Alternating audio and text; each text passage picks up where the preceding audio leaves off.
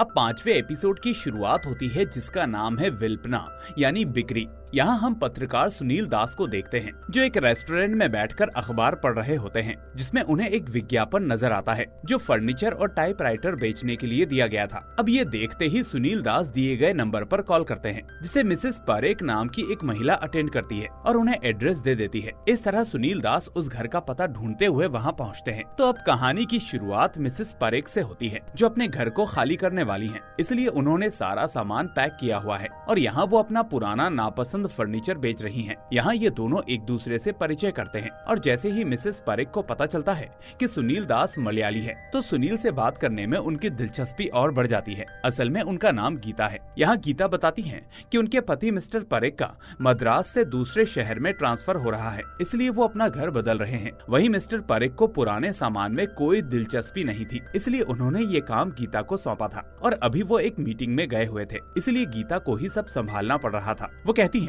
कि सुबह 6 बजे से फोन आ रहे हैं और अकेले ये सब संभालना बहुत ही मुश्किल है। यहाँ सुनील को टाइपराइटर चाहिए था, लेकिन पता चला कि एक आदमी सुबह ही उसे लेने आ चुका है। गीता बताती है कि मैंने वो टाइपराइटर उस आदमी को दे दिया। फिर वो सुनील से पूछती है कि क्या आप सोफा लेंगे। जब सुनील उस सोफे की कीमत पूछता है तो गीता एक कागज ढूंढने लगती है, क्योंकि मिस्टर परेख ने जाने से पहले हर चीज की कीमत लिख दी थी। यहाँ गीता कहती है कि परेख हमेशा कहते हैं कि उन्हें गणित नहीं आता। अब कागज मिल जाता है और वो उस सोफे की कीमत 4500 रुपए बताती है, लेकिन सुनील इसके लिए मना कर देता है। इसी बीच गीता हंसते हुए कहती है कि ये सब चीजें उन्होंने कलकत्ता में रहते समय बनवाई थी, लेकिन अब पुरानी हो चुकी हैं और परेख को पुरानी चीजों से चिढ़ है। शायद अब मुझसे भी चिढ़ने लगे हैं। तभी बाहर से कोई आवाज लगाता है। आवाज सुनकर गीता सुनील से कहती है कि क्या आप उन्हें अंदर ला सकते हैं। सुनील भी ऐसा ही करता है और हमें पता चलता है कि ये लोग भी सामान खरीदने आए थे और पेशे से दोनों डॉक्टर हैं। यहाँ उन्हें डाइनिंग टेबल पसंद आता है, लेकिन कीमत सुनकर वो इसके लिए मना कर देते हैं और अपना कार्ड देते हुए कहते हैं कि अगर इसका रेट कम हो तो हमें इस नंबर पर कॉल करके जरूर बताएं, और इतना कहकर वो चले जाते हैं। अब उनके जाने के बाद गीता सुनील से कहती है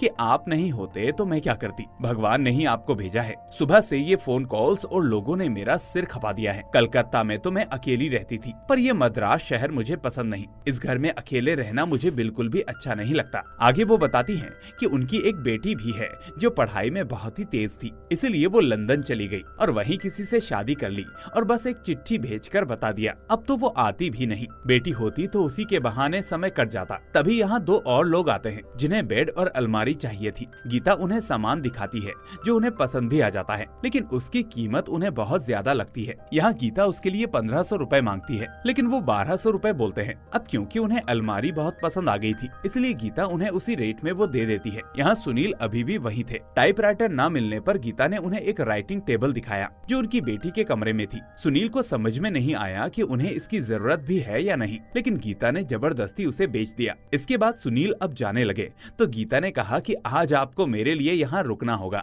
मैं अकेली ये सब नहीं संभाल सकती। भगवान ने ही आपको मेरे पास भेजा है। चलिए दोपहर का खाना साथ बनाते हैं। इसके बाद दोनों खाना बनाने लगते हैं। यहाँ गीता ड्रिंक्स सर्व करते हुए अपनी आदत के बारे में बताती हैं कि मेरे पिता और परेख के पिता दोनों दोस्त थे। एक फंक्शन में हमारी मुलाकात हुई, प्यार हुआ और शादी हो गई। शादी के बाद परेख कहता था कि मैं उसकी किस्मत हूँ, लेकिन बाद में हम एक पार्टी में साथ गए। वहाँ उसके दोस्तों ने मुझे जबरदस्ती ड्रिंक पिला दी जिससे मुझे उल्टी हो गई। उस दिन के बाद से वो मुझसे नाराज था और ड्रिंक को लेकर हमेशा चिढ़ाने लगा। तो फिर मैंने पी कर इसकी आदत डाल ली। अब वो मुझसे पूछता रहता है कि ये सब पीना कब बंद करोगी। इस पर सुनील कहते हैं कि कोई बात नहीं, लेकिन इस बार जरा रुक रुक कर पीना। आगे सुनील अपने बारे में बताते हैं कि सुनील की भी शादी हुई थी, लेकिन तलाक हो गया। उनकी पत्नी एक मॉडल थी, दोनों के बीच तालमेल नहीं बना। उसे अपनी आजादी चाहिए थी, इसलिए रिश्ता टूट गया। इसी बीच एक और मलयाली लेडी एक बच्चे के साथ वहाँ आती है। उन्हें भी वो सोफा पसंद आता है, लेकिन सोफे की कीमत ज्यादा होने के कारण वो जाने लगते हैं। तो गीता ने उन्हें वो सोफा उनकी मनचाही कीमत पर ही बेच दिया। धीरे धीरे करके सभी सामान बिक चुके थे। अब सिर्फ डाइनिंग टेबल ही बची है। गीता को लगता है कि इसे भी उन डॉक्टरों को बेच देना चाहिए था। तभी डॉक्टर का कार्ड मिलने पर वो उसी समय उन्हें फोन करके कहती है कि डाइनिंग टेबल आप अपने मन मुताबिक कीमत पर ले जा सकते हैं। तो इस तरह गीता ने अपना सारा पुराना सामान बेच दिया आखिर में गीता सुनील से एक और मदद मांगती है और कहती है कि सब बिक जाने के बाद भी अगर कोई आए तो मैं इस जमीन पर लेट जाऊंगी। आप एक कागज के टुकड़े पर मेरी कीमत लिखकर धागे से बांधकर मेरे शरीर से जोड़ देना। ये सुनकर सुनील हंसता है और गीता कहती है कि मैं मजाक नहीं कर रही, दूसरे सामानों की तरह मैं भी इस घर में पुरानी हूँ। ये मिस्टर परेख को भी पता है। उन्होंने कई बार मुझसे कहा है कि तुम्हारी क्या कीमत होगी जो तुम्हारी गर्दन के प्राइस टैग पर लिखी जाएगी। तभी कोई दरवाजे की घंटी बजाता है। सुनील सोचता है कि कोई सामान खरीदने आया होगा, इसलिए वो दरवाजा खोलता है और उसे अंदर बुलाता है। ऊपर आते आते सुनील को समझ में आ जाता है कि ये गीता के पति पारेख हैं। अब अपने पति को देखकर गीता हंसते हुए कहती है, आपके सारे पुराने सामान बिक चुके हैं, अब बचे हुए सामानों की कीमत आप बता सकते हैं, मेरी भी एक कीमत लिख कर दे दो। ये सुनकर परेख गुस्से में आकर गीता को एक जोरदार थप्पड़ मार देता है। वो थप्पड़ खाते ही गीता जोर से हंसने लगती है और कहती है कि मैंने सब कर लिया। और इसी के साथ ये एपिसोड भी यहीं पर खत्म हो जाता है। इस कहानी में एक औरत अपने पुराने टूटे हुए रिश्ते को फिर से जोड़ने की कोशिश करती है। वो अपने उस प्यार को फिर से देखना चाहती है जिससे कभी शादी नहीं हो पाई थी, लेकिन जब वो उससे मिलती है तो उसे लगता है कि अब वो सब पीछे छूट चुका है। ये कहानी हमें ये सिखाती है कि कुछ रिश्ते और यादें सिर्फ दिल में जीने के लिए होते हैं। उन्हें फिर से जीने की कोशिश हमेशा सही नहीं होती। कभी कभी बीते हुए कल को वहीं छोड़ देना ही बेहतर होता है ताकि आज को शांति से जिया जा सके। अब यहाँ से छठा एपिसोड शुरू होता है और इसकी कहानी का नाम है शर्लॉक। कहानी की शुरुआत में ही हमें अमेरिका में अपनी बहन के पास आने वाले भाई बालू को दिखाया जाता है। वो गाँव में कुछ नहीं कर पा रहा था, इसलिए बालू उम्मीद के साथ यहाँ आया था कि यहाँ जरूर उसे कोई अच्छा काम मिल जाएगा। जब वो आता है तब अमेरिका में सर्दी का मौसम होता है। वहीं उसकी बहन ने उसके लिए कमरा तैयार करके रखा था। यहाँ बालू की बहन अपने पति के साथ रहती थी। साथ में उनके एक बिल्ली भी थी जिसका नाम था शेरलॉक। अभी उसकी बहन का पति जयंत किसी काम से शहर से बाहर गया हुआ था। वहीं बालू घर पहुंचकर सिगरेट पीने के लिए खिड़कियां खोलने की कोशिश करता है, लेकिन सब बंद था। जब वो खाना खा रहा होता है तो उधर पास में ही बगल की मेज से शेरलॉक भी खाना खा रही थी। यहाँ हमें पता चलता है कि बालू को वो बिल्ली बिल्कुल भी पसंद नहीं थी, लेकिन उसकी बहन को बस उसी शेरलॉक से लगाव था जो एक दिन सर्दी के मौसम में कहीं से आ गई थी और तब से यहाँ उसकी बहन के साथ ही रहने लगी। यहाँ बालू की बहन कहती है कि अगर मैं कुछ खाना बनाऊं और इसके सामने खुला रख दूं तो भी ये उसकी तरफ देखेगी तक नहीं, ये बस बाहर से खरीदा हुआ पैक्ड फूड ही खाती है। ये सुनकर हंसते हुए बालू कहता है, ऐसा खाने वाली बिल्ली सिर्फ अमेरिका में ही मिलेगी। वहीं अगले दिन उसकी बहन की एक मीटिंग होती है तो बाहर जाने से पहले वो बालू को दिखाती है कि अगर उसे कुछ खाना हो तो क्या क्या है और कहाँ कहाँ रखा है। ये सब बताकर वो चली जाती है। इधर जब बालू ऊपर जाता है तो शर्लॉक भी उसके पीछे पीछे आने लगती है। वहीं अगली सुबह जब बालू सो रहा होता है तो वही बिल्ली उसे आकर जगा देती है, जिससे बालू का मूड खराब हो जाता है। अब जैसे ही वो उठकर बाहर निकलकर देखता है तो उसकी बहन जाने के लिए तैयार खड़ी होती है, जिसके बाद अब फिर से उस घर में सिर्फ वो और शेरलॉक ही रह जाते हैं। यहाँ उसकी बहन ने उसके लिए एक नोट लिखकर भी छोड़ा था कि शेरलॉक के खाने की जगह का दरवाजा कभी बंद नहीं करना। वो खाना खाने और कुछ करने के लिए वहीं जाती है। आज बालू कुछ बनाकर खाता है तो शेरलॉक भी उसके चारों ओर घूमती रहती है। थोड़ी देर बाद उसकी बहन आती है। वो कहता है कि घर पर बैठे बैठे उसे बहुत बोरियत हो रही है, तो बहन उसे भी साथ लेकर शॉपिंग के लिए चली जाती है। वहीं उसकी बहन का पति जयंत अभी भी काम के सिलसिले से शहर से बाहर ही था। यहाँ हमें पता चलता है कि जयंत को गए हुए लगभग 1 साल हो चुका है। वो 1 महीने के लिए गया था, लेकिन काम खत्म न होने के कारण वहीं पर अटक गया। उसकी बहन बताती है कि अकेले बैठे बैठे ऊब जाने पर वो अपनी आवाज सुनने के लिए शेरलॉक से ही बातें करने लगती है। खैर, अगले दिन भी बहन के जाने के बाद बालू कुछ बनाकर खाता है और टीवी देखता रहता है। उधर शेरलॉक भी उसके पीछे पीछे ही बैठी रहती है। वो जहाँ भी जाता शेरलॉक वहाँ आ जाती। कई बार उसे वो भगाता भी, लेकिन वो नहीं जाती। दरअसल बालू गांव में खूब शराब पीता था, इसलिए उसे कोई नौकरी नहीं मिलती थी, लेकिन अब उसने सब छोड़ दिया है। फिलहाल उसको बदलने के लिए ही उसे यहाँ लाया गया है। वो अपनी बहन से कहता है कि वो जल्द ही यहाँ कोई नौकरी ढूंढेगा और बैठे बैठे ऊब जाने पर वो अगले दिन से ही कई नौकरियों के लिए ऑनलाइन अप्लाई करने लगता है। वहीं बालू चाहे कुछ भी करने बैठे, शेरलॉक उसके पास आकर बैठी रहती है, जो उसे बिल्कुल भी पसंद नहीं था। तभी अगले दिन उसकी बहन बताती है कि जयंत आ रहा है। इसके बाद वो अपने पति के लिए पसंदीदा व्यंजन बनाती है। वो दोनों खाना बनाकर उसका इंतजार कर रहे होते हैं। तभी जयंत का फोन आता है कि वो एक मीटिंग में है और आज भी नहीं आ सकता। इस पर उसकी बहन बहुत गुस्सा हो जाती है और गुस्से में बालू को खाना परोसकर कमरे में जाकर बैठ जाती है और रोने लगती है। वहीं शेरलॉक भी उसके कमरे के बाहर ही बैठी रहती है। अब जब अगली सुबह उसकी बहन बिस्तर से उठकर नहीं आती तो बालू ही सारे काम करता है। और फिर से नौकरी के लिए अप्लाई करने लगता है। किसी भी नौकरी के मिलने की उम्मीद में वो बैठा रहता है, लेकिन सभी अप्लाई की एप्लीकेशंस को चेक करने पर उसे पता चलता है कि सारे के सारे रिजेक्टेड हो चुके हैं। ये देखकर बालू बहुत दुखी हो जाता है। अब अगले दिन अकेले बैठे बैठे बालू ऊब चुका था, इसलिए आज वो घर से बाहर निकलता है। अब काफी समय से उसने शराब नहीं पी थी, इसलिए आज उसका पीने का मन करता है। इसके बाद वो एक दुकान से सिगरेट और अल्कोहल खरीदता है और बाहर निकलते ही वो देखता है कि कुछ लोग मिलकर एक आदमी को पीट रहे हैं और वहाँ मौजूद कोई भी आदमी उसे बचा नहीं रहा। ये देखकर बालू को बहुत बुरा लगता है। वहीं पिटाई खाने वाला आदमी बालू के पास आकर एक सिगरेट मांगता है और वहाँ से चला जाता है। बालू तुरंत घर लौटता है और खरीदी हुई शराब पीने लगता है। शर्लॉक भी उसके पास आ जाती है तो बालू पूछता है कि तुझे भी चाहिए, और इतना कहकर वो उसे भी थोड़ी सी दे देता है और फिर काफी देर तक शर्लॉक से बातें करता रहता है। अब तक उसे शर्लॉक बिल्कुल भी पसंद नहीं थी, लेकिन धीरे धीरे वो उसके सिर पर हाथ फेरने लगता है। केवल पैक्ड फूड खाने वाली शर्लॉक को वो उस दिन केरल का पारंपरिक चावल नादान चोर खिलाता है और कहता है कि मलयालियों के साथ पली हुई है तू, अगर मलयाली खाना खाकर बड़ी हुई तभी एक अच्छी बिल्ली कहलाएगी। यहाँ उस चावल को शर्लॉक खा भी लेती है। तब तक बालू अच्छी तरह से नशे में चूर हो चुका था और तभी वो शर्लॉक से कहता है कि तू हमेशा अंदर ही रहती है, जा आज बाहर की दुनिया देख कर आ। इतना कहकर वो शर्लॉक को उठाकर बाहर फेंकने की कोशिश करता है, लेकिन शर्लॉक बाहर जाने के बजाय उस पर ही हमला करने लगती है। हालांकि शर्लॉक के पंजे नहीं थे, क्योंकि घर के सामानों को नुकसान पहुंचाने के कारण जयंत ने उसे हॉस्पिटल ले जाकर उसके पंजे कटवा दिए थे। वहीं शर्लॉक तुरंत अंदर भागकर जाती है। ये सब देखकर बालू को वास्तव में बहुत अफसोस होने लगता है और उसे एहसास होता है कि उसने गलत किया, और ये सोचकर वो वहीं बैठकर रोने लगता है। लेकिन गुस्सा होकर अंदर जाने के बाद भी शर्लॉक फिर से उसके पास आकर बैठ जाती है। वहीं बाहर बर्फबारी देखते हुए बालू शर्लॉक के सिर को धीरे से सहलाता रहता है और इसी के साथ ये छठा एपिसोड यहीं समाप्त हो जाता है। दोस्तों, इस कहानी का असली मतलब यह है कि हम अक्सर गुस्से में उन लोगों या जानवरों को भी तकलीफ पहुंचा देते हैं जो हमारे सबसे करीब होते हैं। बालू ने गुस्से में अपनी पालतू बिल्ली शर्लॉक को घर से निकालने की कोशिश की, लेकिन जब उसे अपनी गलती का एहसास हुआ तो वो पछताया। फिर भी शर्लॉक ने गुस्से को भुलाकर प्यार से वापस आकर उसके पास बैठ गई। ये कहानी हमें सिखाती है कि सच्चा अपनापन गलतियों को माफ करना जानता है। इंसान हो या जानवर, जब कोई प्यार करता है तो वो तुम्हारी नाराजगी को भी समझ लेता है और फिर भी तुम्हारे साथ रहता है। अब 7वां एपिसोड शुरू होता है, जिसका नाम है कदलक काट्ट यानी समुद्री हवा। यहाँ हम समुद्र के किनारे एक पुराना घर देखते हैं जहाँ भारती और उसकी बेटी रहती है। भारती का पति केशव शहर में नौकरी करता है, इसलिए घर और बगीचे का सारा काम भारती ही नौकरों की मदद से देखती है।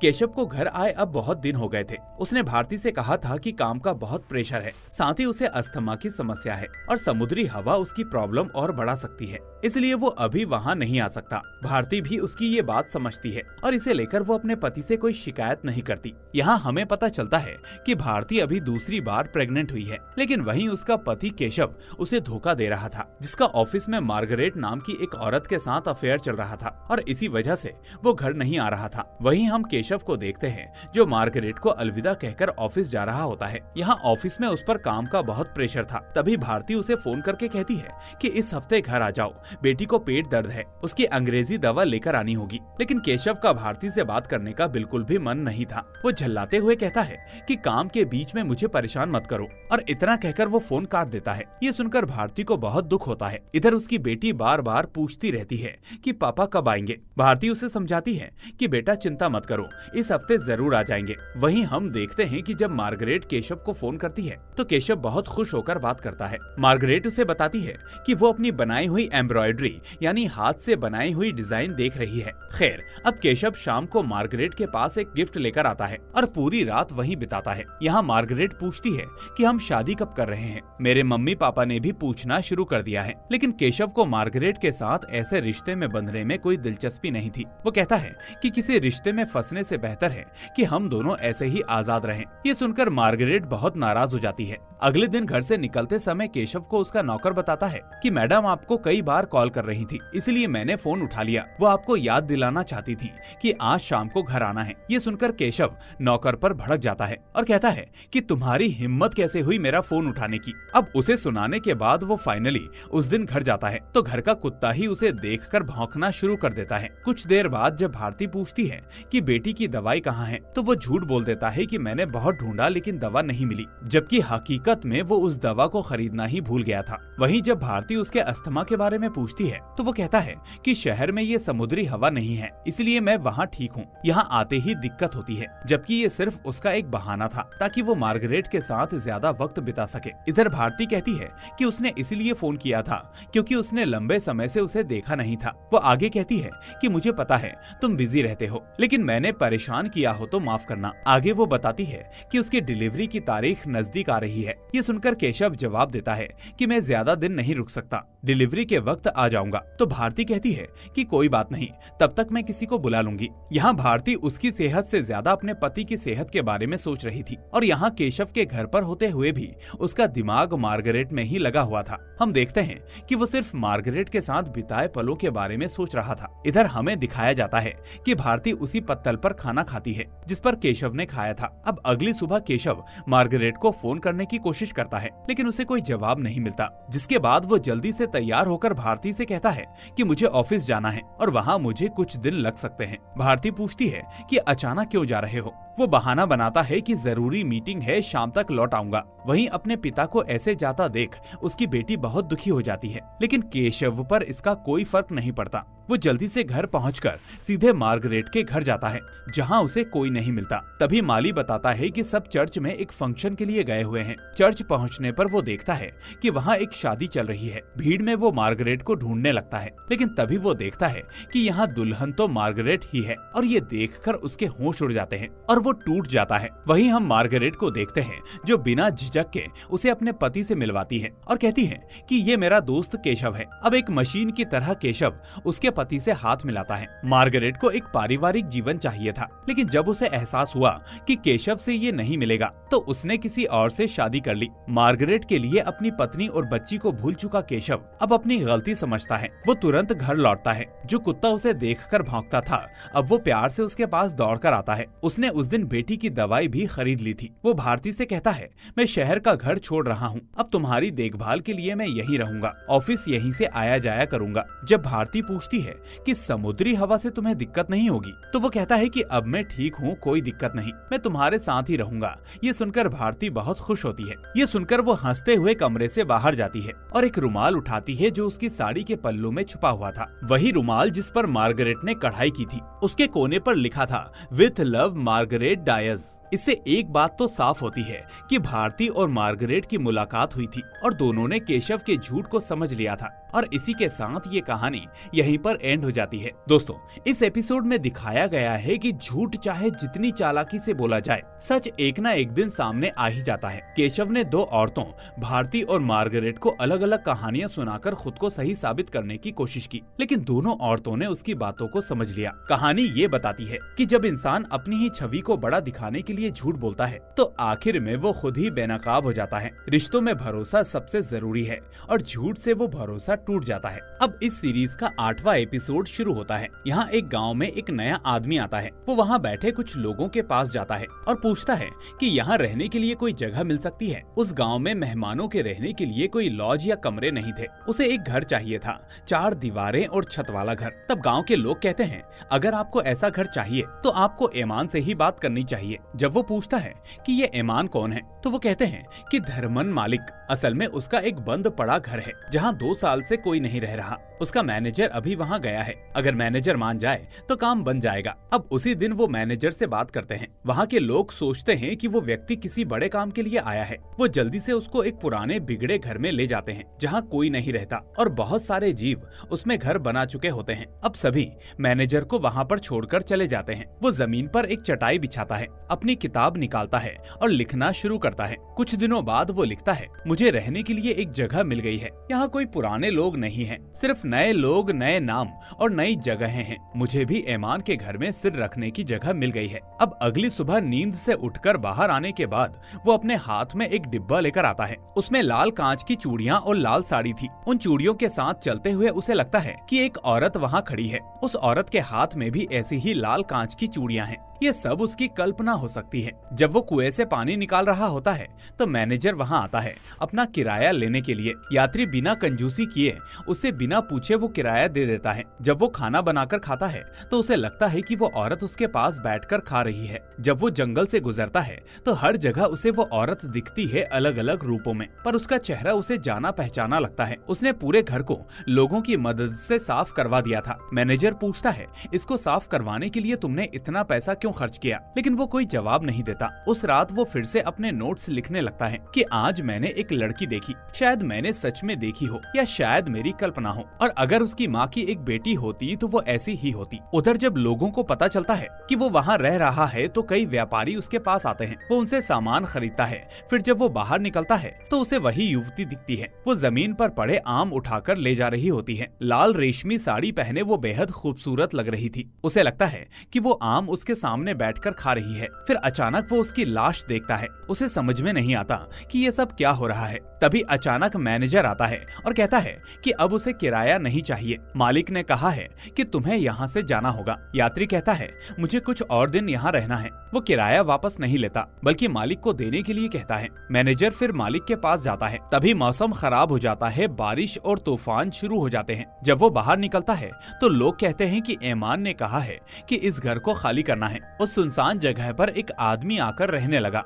तो उसे लगा कि वो घर को फिर से बनाना चाहता है, इसलिए अब वो किराएदार को निकाल रहा है। कुछ देर बाद तेज हवा और बारिश शुरू हो जाती है। घर की छत की टाइलें गिरने लगती हैं, दीवारें ढहने लगती हैं, ऊपर से कीचड़ भरा पानी बहने लगता है। यात्री ये देखकर सहन नहीं कर पाता। वो बाहर कीचड़ उठाकर लाता है और टूटी हुई खिड़की को बंद करने की कोशिश करता है। तभी उसे अंदर वो औरत दिखती है। इस बार वो काला कपड़ा पहने है। किसी तरह वो उस बारिश से बच जाता है और रात को खाना खाकर सो जाता है। अगली सुबह मैनेजर फिर आता है मजदूरों के साथ। वो छत की टाइलें बदलने लगता है और बताता है कि ऐमान ने कहा है कि तुम्हें जल्द ही यहाँ से निकालना होगा। यात्री फिर से पैसे देने को तैयार होता है पर मैनेजर कहता है, पैसे नहीं चाहिए, बस यहाँ से चले जाओ। यात्री कहता है, मैं इस घर को गिरने से बचाऊंगा, पर मैनेजर नहीं सुनता। वो कहता है कि इसकी सारी लकड़ियाँ सड़ चुकी हैं, सब कुछ नया करना पड़ेगा, इसलिए तुम्हें जाना ही होगा। कुछ देर बाद लोग आकर उसका सामान बाहर फेंकने लगते हैं और कहते हैं कि मालिक अभी आ जाएगा, उससे पहले तुम यहाँ से निकल जाओ।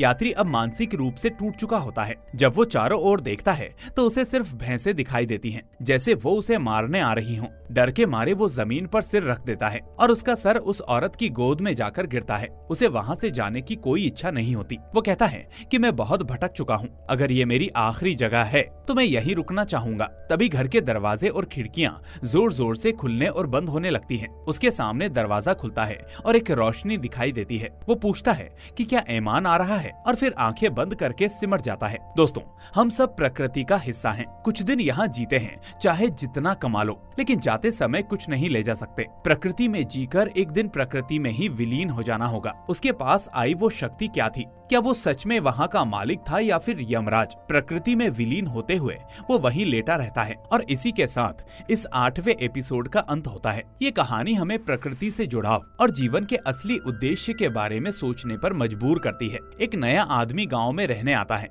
लेकिन उसे वहाँ कोई ऐमान नाम की शक्ति दिखती है, जो कोई साधारण इंसान नहीं बल्कि एक दार्शनिक या प्रकृति का प्रतीक लगता है। इस कहानी का गहरा मतलब है कि जीवन में दौलत, मकान और सुविधाओं से ज्यादा जरूरी है आत्मिक शांति और प्रकृति के साथ तालमेल। हम सब प्रकृति से ही आए हैं और अंत में उसी में मिल जाते हैं। इसलिए जीवन का सही अर्थ है सादगी से, प्यार से और समझदारी से जीना। अब अगला और आखिरी एपिसोड शुरू होता है, जिसका नाम है स्वर्ग के द्वार खुलने का समय। अब कहानी की शुरुआत में ही कुट्टी नारायणन नाम के एक व्यक्ति को दिखाया जाता है, जो विवाह, इच्छाएं और ऐसे ही रीति रिवाज ही नहीं बल्कि मृत्यु के लिए भी हर काम करने वाला व्यक्ति होता है। वहीं हम एक आदमी को देखते हैं जो एक बड़े घराने का मुखिया माधवन है, जो मृत्यु का इंतजार कर रहा होता है। उसकी 2 बेटियां और एक बेटा है जो अलग रहते हैं। वो अकेला ही इस घर में रहता है। बगल में उसकी बहन और उसके बच्चे हैं जो उसके सारे काम देखते हैं। लेकिन अब वो बिल्कुल निराश्रित है, कभी भी प्राण त्याग सकता है, इसलिए बच्चों को सूचना दे दी गई है। एक बेटी और उसका पति आ चुके हैं। बेटी जानती है कि पिता कभी भी मर सकते हैं, इसलिए जल्दी से सारे रीति रिवाज पूरे करके जाना चाहती है। उसकी पति की कंपनी में 2 दिन बाद एमडी आने वाला है। उससे पहले अगर यहाँ काम खत्म हो जाए तो अच्छा होगा। वहीं डॉक्टर देखकर कहता है कि कोई बड़ा बदलाव नहीं है, लेकिन कभी भी कोमा में जा सकते हैं, क्योंकि अभी माधवन सिर्फ पानी पी रहा है। ये सुनकर छोटा बेटा और बहू घबरा जाते हैं कि अगर कोमा में चले गए तो फिर दिन लगेंगे। हमें लगा था कि आज रात तक तो सब खत्म हो जाएगा, इसीलिए भागे भागे आए थे। वहीं माधवन के सारे काम देखने कुट्टी नारायणन आ चुका होता है। वो कहता है कि डॉक्टर की बात मत सुनो, आज रात सब खत्म हो जाएगा। इसके बाद बेटी और दामाद बाहर निकलते हैं और जमीन जायदाद देखने लगते हैं। 60 सेंट जमीन है, अभी कीमत कितनी होगी? उन्हें बस ये जानना है कि बेचने पर कितने पैसे मिलेंगे। माधवन के मरते ही हिस्से बांटे जाएंगे और इसीलिए वो सभी यहाँ पर आए हुए होते हैं। कुछ देर बाद दूसरी बेटी भी आती है, लेकिन वो अकेली आती है और उसके बच्चे या पति नहीं होते। अब ये सभी पूरी रात इंतजार करते हैं, लेकिन माधवन नहीं मरता। वो पानी पीता रहता है बिना किसी से बात किए। फिर रात को वो वहीं पर सो जाते हैं। अगली सुबह माधवन का पोता आता है। पूछने पर वो कहता है कि पापा ने कहा है कि अगर कुछ खास हो तो बुला लेना, और इसलिए मुझे यहाँ छोड़ दिया गया है। यहाँ इस बच्चे को भी पता है कि माधवन जल्दी ही मरने वाला है, क्योंकि 2-3 दिन बाद उसे स्कूल टूर पर जाना है। वो कहता है कि अगर मैं अंतिम संस्कार देखने लगा तो फिर रीति रिवाज में भी आना पड़ेगा, मैं नहीं रुकूंगा। ये सुनकर कुट्टी नारायणन कहता है कि तेरा काम ठीक हो जाएगा, अब ज्यादा समय नहीं लगेगा। मरने के बाद अंतिम संस्कार के लिए आम के पेड़ तक का इंतजाम वो खुद कर देता है। पंडाल लगाने और दूसरे कामों के लिए लोगों को इकट्ठा करता है। अंतिम संस्कार की सूची भी बना देता है, लेकिन माधवन फिर भी नहीं मरता। आए हुए लोगों को चिढ़ होने लगती है, क्योंकि वो तो ये सोचकर आए थे कि अभी मर जाएगा। अब ना तो वो मर रहा है और ना ही वो रीति रिवाज छोड़कर जा सकते हैं। अब कुट्टी नारायणन कहता है कि अब तक तो सहन कर लिया, कल तक और सहन करो। लेकिन उसी रात माधवन अचानक बोलने लगता है और उठकर बैठने और पानी मांगने लगता है। वो कहता है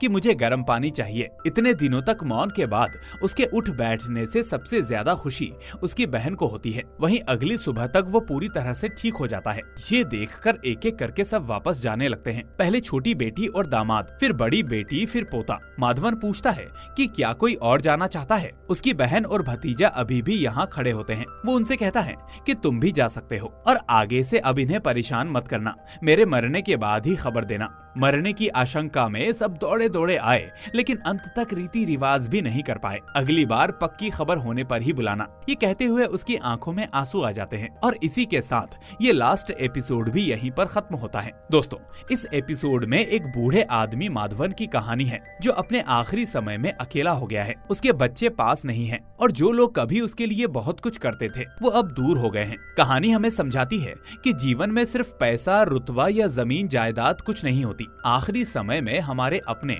हमारे रिश्ते और हमारा व्यवहार ही हमारे पास रहते हैं। ये कहानी ये भी सिखाती है कि अगर हमने जीवन में अपने रिश्तों को समय नहीं दिया तो आखिरी वक्त में हम अकेले रह जाते हैं। तो दोस्तों, इस सीरीज में आपको सबसे ज्यादा कौन सी कहानी पसंद आई हमें कमेंट करके जरूर बताएं। और अगर आपको हमारा ये एक्सप्लेनेशन पसंद आया हो तो वीडियो को लाइक करके चैनल को सब्सक्राइब करना ना भूलें। हम फिर मिलेंगे एक और ऐसी ही शानदार कहानी के साथ। Till then, take care and thanks for watching.